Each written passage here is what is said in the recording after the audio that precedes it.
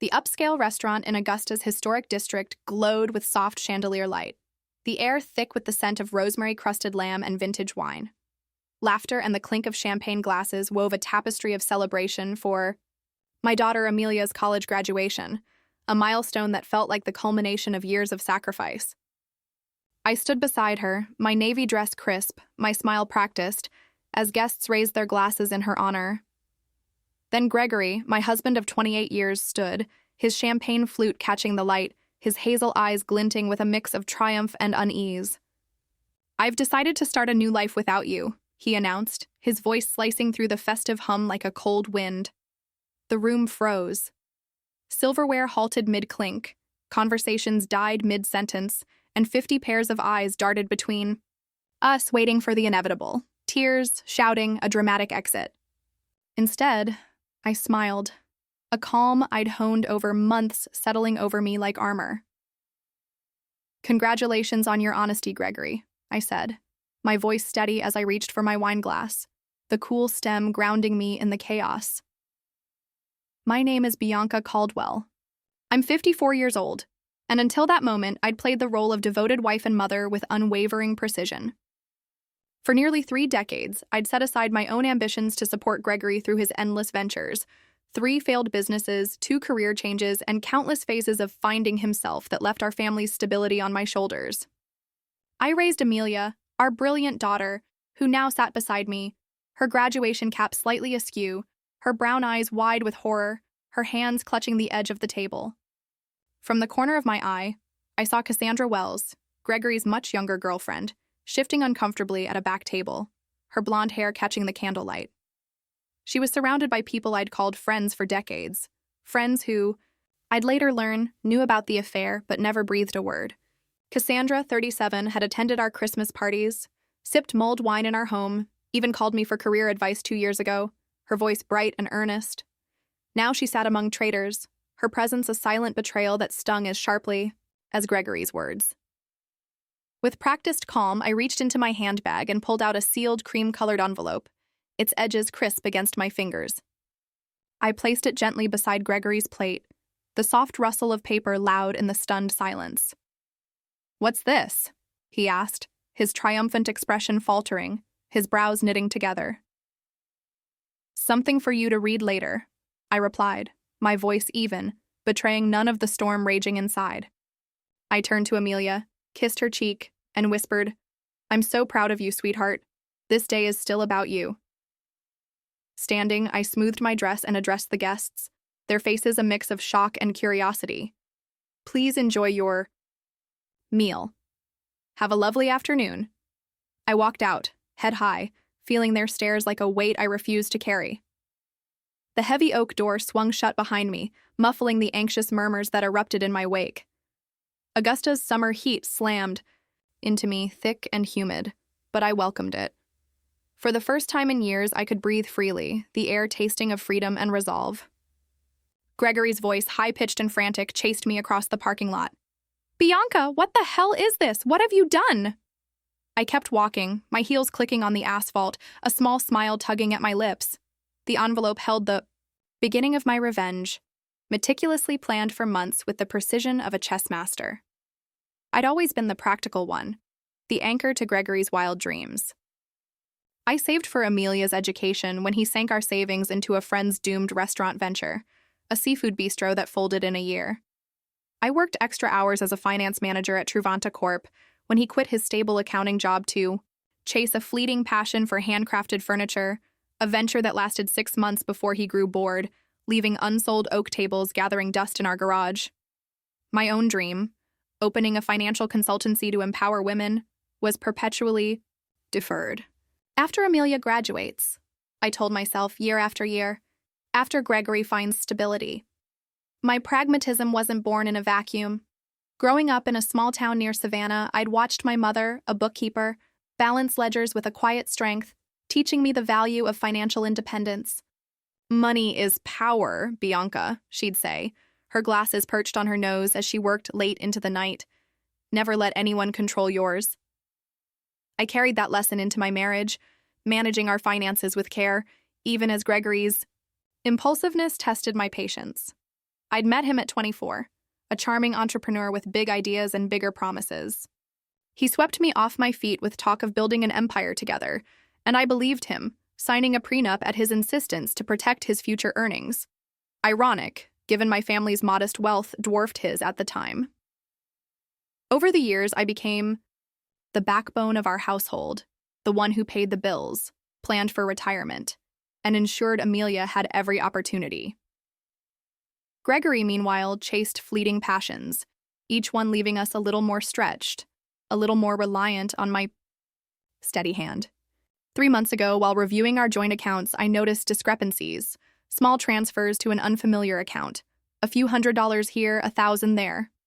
With 20 years managing our finances, these irregularities stood out like red flags waving in a storm.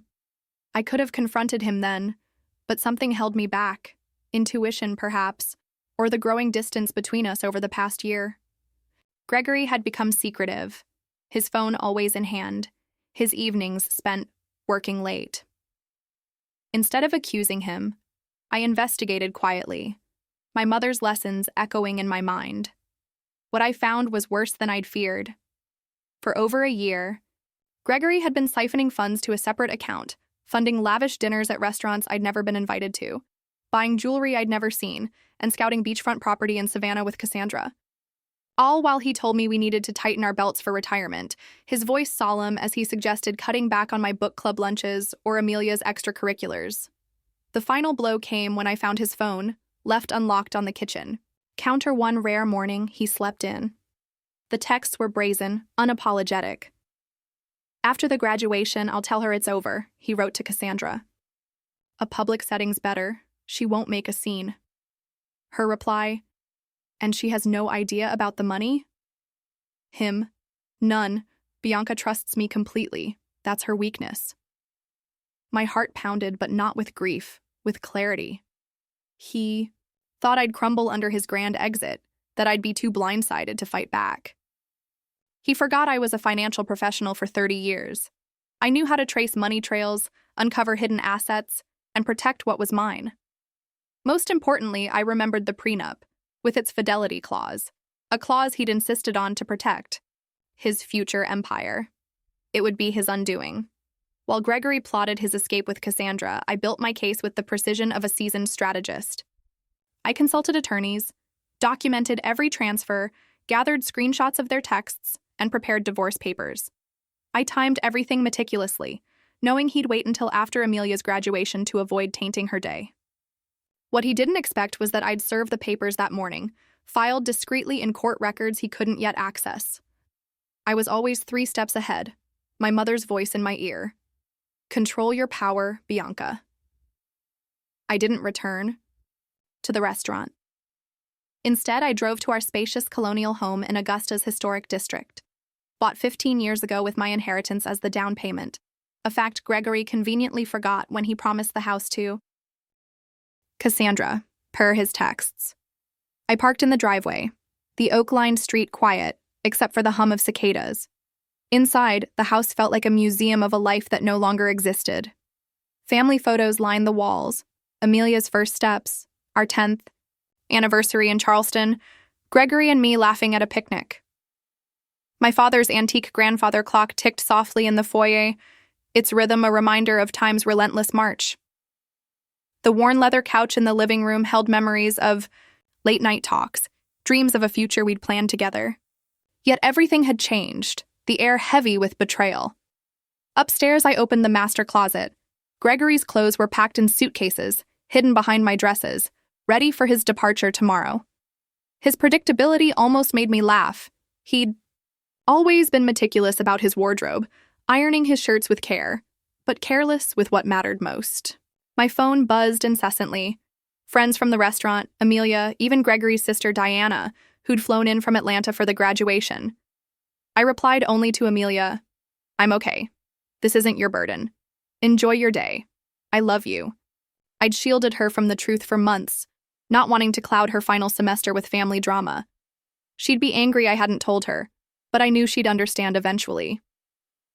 Amelia had inherited my practicality and her father's charisma, a powerful combination that had earned her honors in marketing at the University of Georgia. 3 hours later, Gregory's car roared into the driveway, tires crunching on gravel. The front door slammed open, his voice echoing through the house. "Bianca!" he shouted, his footsteps heavy on the hardwood.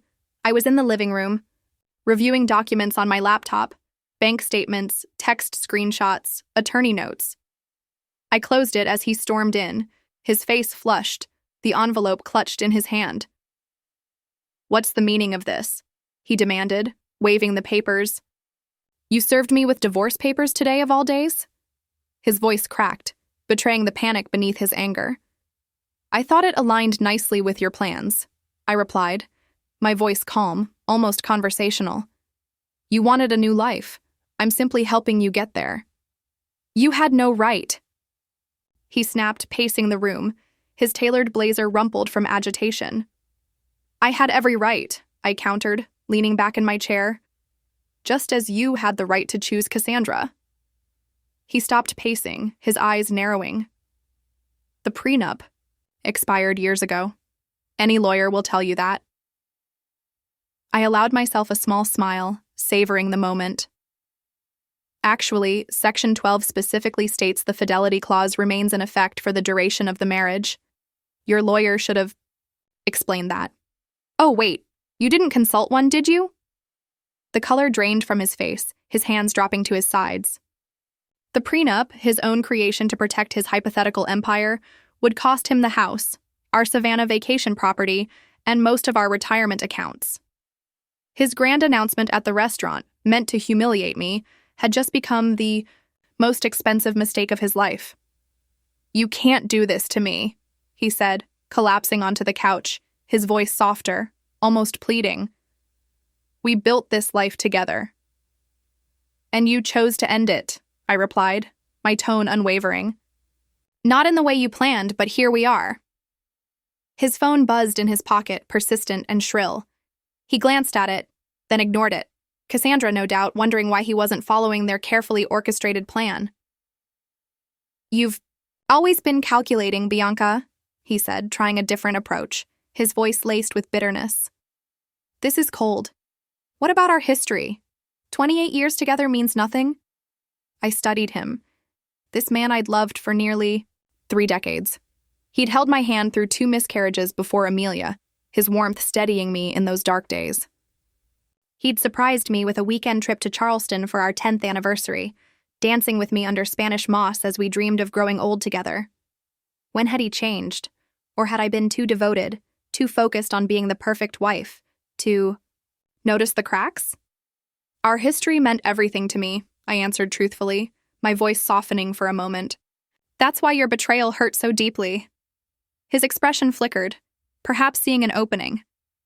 "Then maybe we can fix this. I made a mistake. People make mistakes." "This wasn't a mistake, Gregory," I said, my calm returning, like a shield. "This was a calculated plan spanning over a year. You moved our money, looked at property with her, planned to announce our separation publicly to humiliate me." I picked up my phone, opened the recording app, and played his voice, clear and damning. "After the graduation, I'll tell her it's over. A public setting is better. She won't make a scene in front of everyone." Then Cassandra's voice. "And she has no idea about the money?" Gregory again. "None. Bianca trusts me completely. That's her weakness." The blood drained from his face, his mouth opening and closing like a fish out of water. "You recorded our conversations? That's illegal." "Not in Georgia." "When one party consents," I responded, my voice steady. "And not when it's in your own home." "I didn't record your private moments with Cassandra. I'm not cruel. Just the conversations about your plans to defraud me." He stood, agitated, running a hand through his thinning hair. "I need to make some calls." "Of course," I said, standing as well. "Your attorney might be a good start. I'll be staying at Diana's tonight." "Diana's?" he sputtered, his eyes wide. "My sister's house?" I nodded, gathering my purse and a small overnight bag I'd packed earlier. "She's quite upset with you, actually. She spotted you and Cassandra together last Christmas at that wine bar downtown. She confronted you, and you promised it was nothing, that you'd end it." When she realized you hadn't, she came to me. The betrayal from his own sister hit him like a physical blow, his shoulders slumping. Everyone's betraying me, he muttered, more to himself than to me. Ironic, isn't it? I said, heading toward the door. As I reached for the handle, he called after me, desperation creeping into his voice. What about Amelia? Have you thought about how this affects her? I paused, anger finally breaking through my calm facade. Don't you dare use our daughter as a shield, Gregory. You certainly weren't thinking about her when you were planning your new beachfront life with Cassandra. His phone buzzed again, and he groaned, glancing at the screen. Problem? I asked, raising an eyebrow. Cassandra's at the Y. Apartment already, he said, his voice tight. She's moved her things in. I couldn't help but smile. The apartment you put in both your names? The lease you signed last month? He nodded, looking confused. You might want to check with the leasing office. That application was flagged for credit issues and never completed. The agent called our home phone to verify information. I handled it myself. I walked out the door, leaving him standing in the foyer, the weight of his unraveling plans settling over him like a storm cloud. The drive to Diana's charming bungalow across town was quiet, the streets lined with blooming magnolias, their sweet scent drifting through my open window. Diana, a literature professor at the university, greeted me with a fierce hug, her dark hair pulled into a loose bun. I just heard from Amelia, she said, pulling me inside. Are you okay? Better than I expected, I admitted, following her to the kitchen, where a bottle of Pinot Noir was already open. We settled in her sunroom, surrounded by potted ferns and bookshelves stuffed with novels and poetry collections. Diana had never married, choosing independence over the compromises I'd made, and I'd sometimes envied her freedom, her ability to live unapologetically for herself. What did you put in that envelope that made him so upset? She asked, pouring me a glass. I explained the contents, the divorce filing, evidence of his financial deception, and the prenup that would leave him with far less than he'd planned. He insisted on that prenup, Diana said, laughing bitterly. Father gave him that money for his first business, and he was so worried you'd take it. The irony is delicious. My phone rang. Amelia. Her voice strained. Mom, I'm coming to Aunt Diana's. Honey, you don't have to, I began. I'm already on my way, she interrupted. Dad's telling everyone you've lost your mind, that you've been planning this for months. Of course he was. Gregory always rewrote narratives to cast himself as the victim. Let him talk, I said. The truth will come out soon enough. 20 minutes later, Amelia arrived, still in her graduation dress, her makeup smudged from crying. She fell into my arms, her body trembling. Why didn't you tell me? She asked, her voice muffled against my shoulder. I didn't want to ruin your final semester, I said, stroking her hair. You worked so hard for this day. I told her everything, how I'd discovered the affair, the financial deceptions, and Gregory's plans with Cassandra. I knew something was off with Dad, she admitted, pulling back to wipe her eyes. He's been distracted, always on his phone, but I never imagined this. None of us want to see betrayal in those we love, Diana said gently, handing Amelia a glass of water. My phone buzzed with a text from my attorney, Philip Anderson. The emergency filing had been approved. The accounts I'd identified were frozen, leaving Gregory with only his personal account, enough for basic expenses, but not the lavish life he'd promised Cassandra. I showed the message to Diana and Amelia. Good, Amelia said firmly. Her jaw set. He deserves it. He's still your father, I reminded her softly. Your relationship with him is separate from what's happening between us. She shook her head, her eyes fierce. Maybe someday, but right now, I can't even look at him. He hugged me this morning, said he was proud, all while planning to blow up our family. The doorbell rang, interrupting us. Diana returned, her expression troubled. It's Gregory, and he's not alone. I steeled myself as she led Gregory and Cassandra into the living room. Cassandra looked uncomfortable, shifting her weight, her eyes darting around the room. Gregory was furious, his face flushed, his blazer discarded. Bianca, you need to stop this insanity, he demanded. Unfreeze the accounts. We can discuss this like reasonable adults.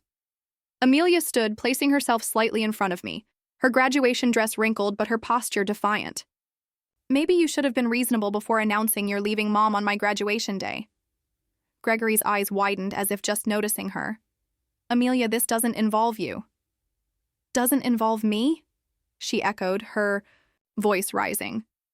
You blew up our family on my graduation day, and it doesn't involve me? Cassandra touched his arm. Greg, maybe we should go. He shook her off. No, I'm not leaving until Bianca agrees to be rational. Diana folded her arms. My sister-in-law seems to be the only rational person here. You created this mess, Gregory. I remained seated, watching the drama unfold. For years, I'd been the peacemaker, smoothing conflicts, keeping everyone happy. That role was exhausting, and I'd finally set it down. The accounts stay frozen until the preliminary hearing in 3 days, I said calmly. The judge will decide asset division. 3 days? Gregory sputtered. What am I supposed to do for 3 days? You have your personal account, I reminded him. The one you've been funneling money into for a year. That should be enough. Cassandra's head whipped toward him. You have a separate account? With how much in it? An interesting dynamic emerged. Gregory hadn't been fully honest with her either. He ignored her. This is vindictive, Bianca. This isn't like you. Perhaps you never really knew me, I replied. Just as I apparently never knew you. Amelia turned to Cassandra. Did you know he was going to announce it like that at my graduation? Cassandra looked ashamed. I thought he'd talk to your mother privately. Today was unexpected. Gregory shot her a betrayed look, cracks forming in their united front. I think you both should leave, Diana said firmly. You've upset Amelia enough. Gregory pleaded with Amelia. You understand relationships? Change, don't you? Sometimes people grow apart. Her face hardened in a way I'd never seen. What I understand is that you're a coward who couldn't give Mom the dignity of a private conversation. What I understand is you stole from our family while I worked 2 jobs for textbooks because you said money was tight. Gregory paled. That's not how it was. It's exactly how it was, she snapped. Please leave, Dad. I can't look at you right now. The silence was deafening. Finally, Gregory turned to go, Cassandra trailing behind. At this door, he looked back at me. This isn't over, Bianca. I'll fight you on this. I met his gaze steadily. You're welcome to try. After they left, Amelia collapsed beside me on the sofa, tears streaming down her face. I've never talked to Dad like that. I wrapped an arm around her. Sometimes standing up for what's right is painful. Diana brought fresh wine glasses. To new beginnings, she said, raising hers. Indeed, I thought, sipping slowly. This ending was just the beginning. The preliminary hearing took place in a small courtroom on a rainy Tuesday morning. I arrived with Philip, my attorney, a seasoned family law expert with a knack for cutting through nonsense. Gregory came with a hastily retained lawyer, a young associate from a corporate firm, clearly out of his depth. The judge, an older woman with sharp eyes and no patience for dramatics, reviewed the prenup carefully. This document appears in order, she said, peering over her glasses at Gregory's attorney. Do you contest its validity? The young lawyer cleared his throat. Your Honor, we believe the agreement expired due to the length of time. Section 18 clearly states the duration is for the term of the marriage plus any legal proceedings, the judge read aloud. There's no expiration date. Gregory leaned forward, whispering urgently to his lawyer, who looked increasingly uncomfortable. Furthermore, the judge continued, the evidence of systematic fund transfers violates Section 23's financial disclosure requirements. She shuffled the papers. I'm ruling to maintain the freeze on joint accounts pending full discovery. Mr. Caldwell's personal account remains accessible. The family home stays in Mrs. Caldwell's possession, per the infidelity clause. Gregory's face flushed dark red. This is outrageous, he muttered, loud enough for me to hear. The judge fixed him with a stern look. Mr. Caldwell, I suggest you review the agreement you signed more carefully. This court reconvenes in 30 days. As we left, Gregory caught up to me in the hallway. Bianca, please, we need to talk. Reasonably. 28 years has to count for something. It counted for everything, I replied. Until you decided it didn't. I walked away, leaving him alone in the courthouse corridor, the weight of his choices sinking in. Word spread quickly through our social circle. Friends called daily, some offering support, others fishing for gossip. I maintained a dignified silence, saying only, Gregory and I are separating. These things happen. Meanwhile, Gregory's facade as a successful businessman and devoted family man crumbled. The financial freeze meant he couldn't follow through on promises to Cassandra. The beachfront property deal fell through. The luxury car deposit was canceled. 2 weeks later, Diana called, amused. Cassandra moved out. She found out his business is struggling, and his substantial savings don't exist. She told her friend Jennifer she didn't sign up for a man with financial problems. I laughed unsurprised. He always was good at creating illusions. I rebuilt quietly. My separate accounts, maintained with my mother's foresight, gave me freedom. I rented a small office downtown, its windows overlooking Augusta's bustling Riverwalk, and launched Caldwell Financial Transitions, a consultancy helping women navigate finances during divorces, widowhood, or career changes. My first clients were 2 women facing their own betrayals, their stories echoing mine. Word of mouth brought more, and the work was immediately fulfilling, a stark contrast to the corporate grind at Truvanta. I was helping women reclaim their power, just as I was reclaiming mine. Amelia, now working at a marketing firm in Charleston, called often. I'm so proud of you, Mom, she said after I described my growing client list. You're helping people through their worst moments. I'm doing what I wish someone had done for me, I replied, my voice warm with purpose. The work was more than a job. It was a calling, rooted in the lessons my mother taught me and the resilience I'd discovered in myself. The final divorce hearing fell on what would have been our 29th anniversary, a poetic end to a chapter that had defined nearly 3 decades. Gregory arrived looking haggard, his business struggling without my financial guidance, Cassandra long gone, now dating a real estate developer in Savannah. Most of our mutual friends had distanced themselves after learning the full story. The judge upheld the prenup in its entirety. I retained the house, my retirement accounts, and 70% of our joint investments, exactly as stipulated in cases of infidelity. Gregory left with his personal possessions, his failing business, and a nearly empty account after paying his attorney. As we left the courtroom, he approached me one last time, his voice quiet. I made a terrible mistake, Bianca. Is there any chance we could? No, I interrupted, gentle but firm. That door is closed. I hope you find happiness, he said, his eyes meeting mine briefly. You deserve it. It was the first honest thing he'd said in years, and for a moment, I saw the man I'd once loved. But that moment passed, and I walked away, the courthouse's marble floors echoing under my steps. 6 months later, Caldwell Financial Transitions was thriving. I'd moved to a larger office, hired 2 associates, and specialized in empowering women through major life changes. Amelia visited often, her pride evident in her smile. It's ironic, she said during one visit, sitting in my new office with its view of the Savannah River. If Dad had been honest, he might have kept half of everything. Sometimes people can't see beyond what they want in the moment, I replied, my voice steady with the wisdom of survival.